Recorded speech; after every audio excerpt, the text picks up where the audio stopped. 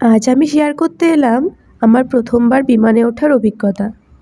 যারা আমার মতো প্রথমবার বিমানে উঠবেন কিন্তু ভেতরের প্রসিডিওর সম্বন্ধে কিচ্ছু জানেন না, আশা করি তাদের এই ভিডিওর থেকে অনেক হেল্প হবে। আমি যাচ্ছিলাম বাগডোগরা থেকে ব্যাঙ্গালোর এবং সকাল সকাল বেরিয়ে পড়েছিলাম বাগডোগরার উদ্দেশ্যে, যেহেতু আমার ফ্লাইট ছিল 8টা 40 মিনিট। প্রথমেই ভেতরে গিয়ে আপনাকে খুঁজতে হবে আপনার কাউন্টারে টিকিটটি কেটেছেন তার কাউন্টার, সেখান থেকে নিতে হবে বোর্ডিং পাস, তারপরে করাতে হবে লাগেজ চেকিং। তারপরে আপনাদের নিজের চেকিং হবে, মানে বডি চেকিং হবে, আর আপনি সাইডে যে ব্যাগটি নিয়েছেন তার চেকিং হবে। আপনি আপনার শরীরে কোনো রকম সেফটি পিন ব্যবহার করতে পারবেন না, সেটি ধরা পড়ে যাবে তাহলে, আর আপনাকে সেটি নিতে দেবে না। এছাড়া ধারালো কোনো জিনিস, ছুরি, কাঁচি এইসব আপনাকে আটকে দেবে, বা কোনো ধরনের লাইটার এসব নেবেন না। তারপর ভেতরে গেলে অ্যানাউন্স করে দেবে আপনার ফ্লাইট কখন আসবে, কোন গেট দিয়ে আপনাকে যেতে হবে। তারপর আমরা গেলাম ভেতরে, গিয়ে উঠলাম।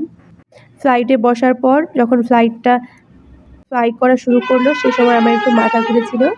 তো যাদের এই টেন্ডেন্সি আছে তাদের হয়তো একটু প্রবলেম হতে পারে, তবে জানালার দিকে না তাকালে সেরকম কোনো প্রবলেম হবে না। যেহেতু মেঘলা দিন ছিল, এই হচ্ছে ভিউ।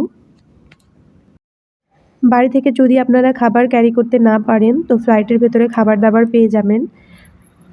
তো এখানকার খাবারের দাম অনেকটাই বেশি, তো বেশি হওয়াটাই স্বাভাবিক। মাঝ আকাশে খাবার খেতে গেলে তো একটু বেশি মূল্য দিতেই হবে।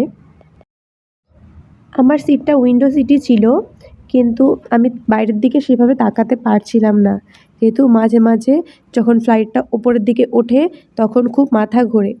আমার প্রথমবার জন্য হয়তো এমনটা হয়েছিল, তবে দু একবার গেলে হয়তো ঠিক হয়ে যাবে। তারপর আমাদের ফ্লাইট এই তো ল্যান্ড করে গেছে ব্যাঙ্গালোরে। সময় ছিল 2 ঘন্টা 50 মিনিট, কিন্তু তার আগেই ফ্লাইট ল্যান্ড করে গেছে। আমরা নেমেও গেছি ফ্লাইট থেকে, কিন্তু ব্যাঙ্গালোর এয়ারপোর্টটা এত বড় যে কারণে যারা প্রথম যাবে তাদের একটু অসুবিধা হতে পারে বেরোতে।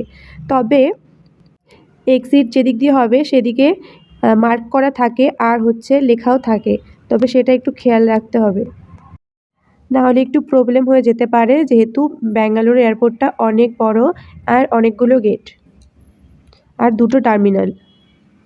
তো ব্যাঙ্গালোর এয়ারপোর্টটার ভিউ দারুণ সুন্দর,